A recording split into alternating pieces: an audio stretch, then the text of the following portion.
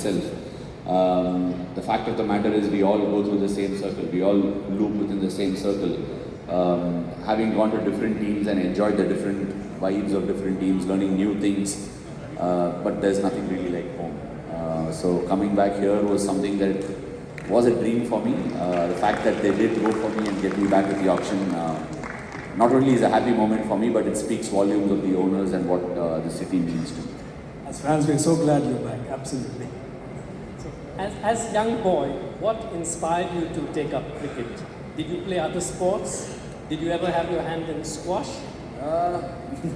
Yes, I have played a bit of squash, but because of my, I do have a few niggles on my knees, so it's not the greatest of sport if you do have issues with your knees.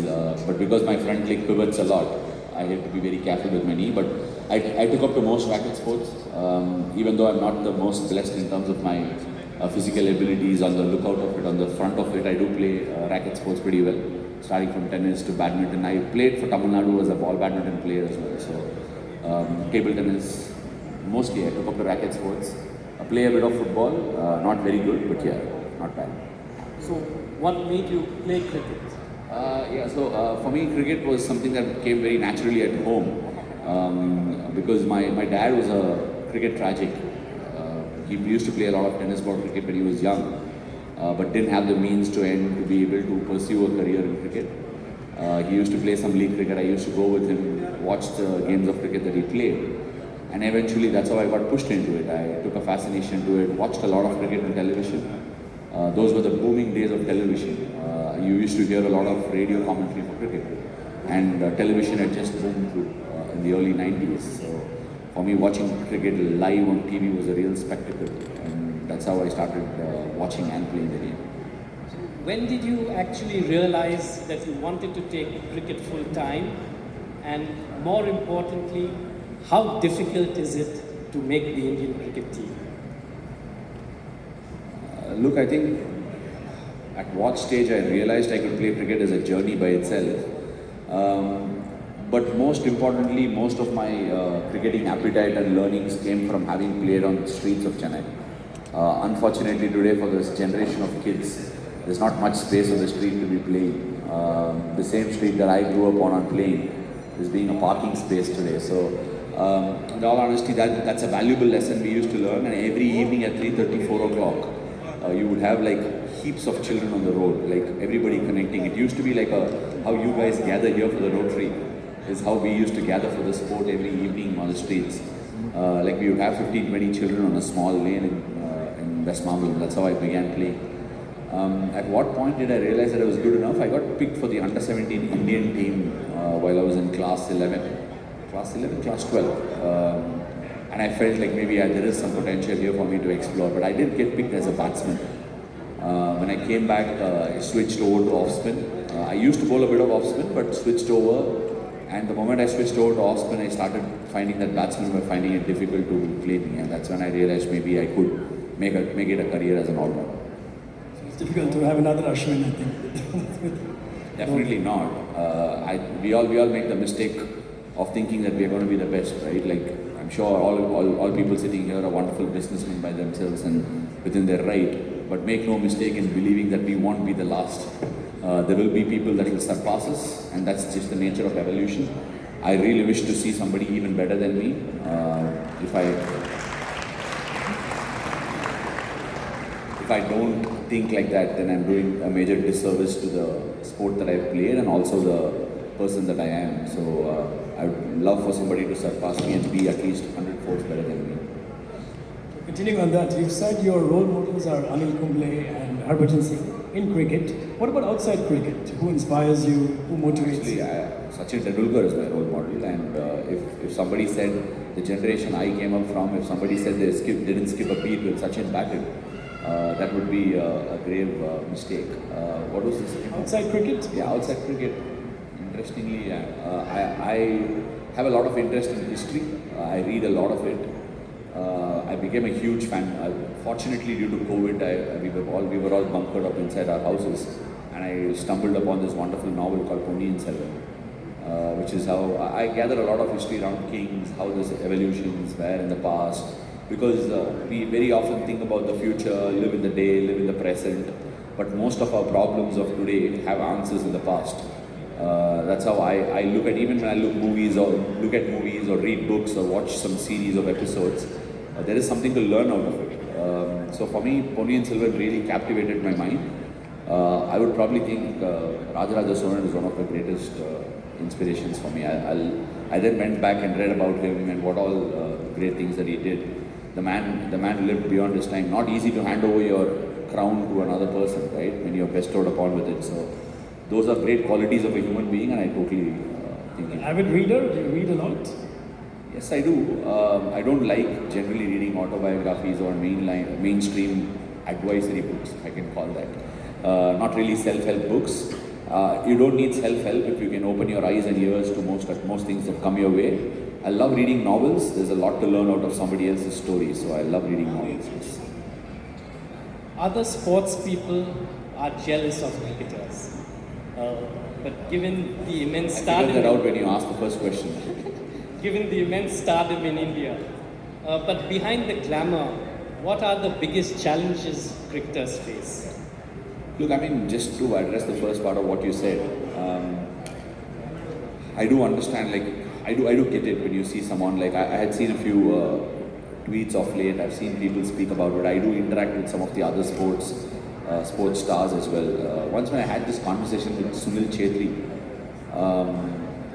we were just there for a shoot for a brand endorsement, and then we were having this conversation about how cricketers are very blessed in this country, and I do agree we are blessed. But Sunil Chetri pointed out something amazing, and it just blew my mind. He said, yes, you guys are blessed, you guys get the attraction, you guys are, the envy of a lot of other people, but that's just the way the world is. It's not like I don't get my attention where I go. I'm still a footballer and people recognize me. It's just about staying completely comfortable in your own skin.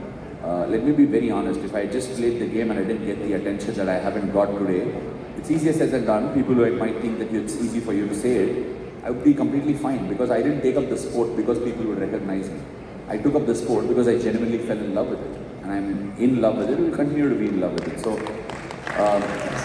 in many ways, are we comfortable in our own skin? Are we comfortable with what we have? Are we comfortable with what we love?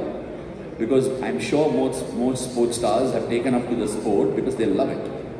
If love is all you need, I don't think you need anything beyond that. And having a conversation with PR Srijesh, seems completely comfortable in his skin. Got all the recognition after his Olympic medals, and now he's moved on. He's branched off. He's started coaching a lot of young hockey players, and so is Pulela Gopichand. You can find a humpty number of examples that you can show to people rather than looking at it the other way around. It's all in the way we look at things, not in the way we actually exhibit.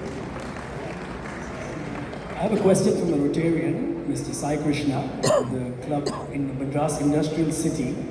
It's a scenario they want to put you in. If you have the ability to bowl a particular delivery and to any batsman in history, which ball and which batsman? I bowled a delivery to David Warner in Bangalore in 2016-17 home season, from over the stumps. I would love to bowl that ball to Brian Lara. That's a good answer. Yes, great. What does it mean to you receiving the Padma Shri Award? I'm yet to receive it, so once I receive it, I'll probably know how it feels. Look, if I said it's just another day in my office, I would be lying. It's not. It is a special honor that the government has bestowed upon me, and I'm very thankful for every person that's voted in favor of me to receive that award. I'm pretty young to be receiving an award like that. I do realize that, but I hope it's not for the fact that I'm young and receiving it. Look, I certainly believe there's a lot. In fact, when they said they're going to give me a Lifetime Achievement Award today, I said, no, you shouldn't be giving me one, because I think my life is ahead of me now.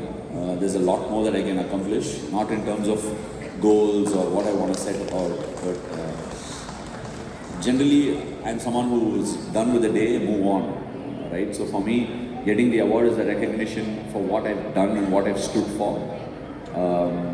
but the award means that I need to strive for more and be better than what I have been in the previous journey. The one thing that I firmly believe and I've always told people and I urge people to do and I've stood by is that it's very tough to do the right thing.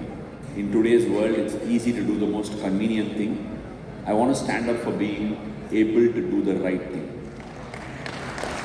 There are still interruptions that come my way in life where I don't want to do what's right by me, what's right by my head, or right by what is required for the situation. But I try and shake myself up to wanting to do the right thing. So that's what I want to be standing up for.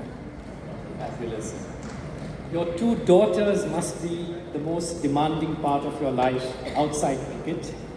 So how is the father, Ashwin, at home? Are you as disciplined as you are on the field?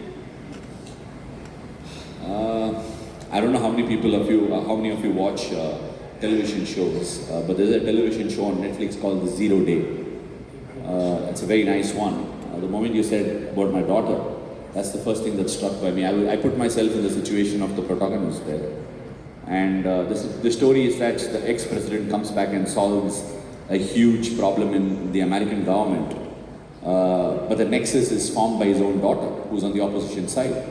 Now he's left with the choice of either doing the right thing, which he wants to stand for, or whether he wants to say, he's already lost his son in his life. So whether he wants to lose his daughter along with his son. As in the context, the daughter says, I would testify myself, and he does the right thing. In so many ways, it's such a powerful message. And I was watching it with my daughters. Of course, it has some language which is not ideal for them, but they happened to watch the climax of it. And I asked my daughters, what do you think he should do?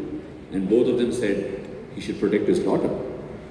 I said the daughter needs to live up to the billing for him to be able to protect her. I was in a bit of a dilemma when I was watching it and with my daughters asking those questions. But such a compelling one. I want to bring up my daughters in a fashion that they never have to choose between the right and between them. So that's probably what I want to stand up for, and I'm sure my daughters will go to Give the ending of it. Netflix. I'm sure some of them will go and watch it because it's a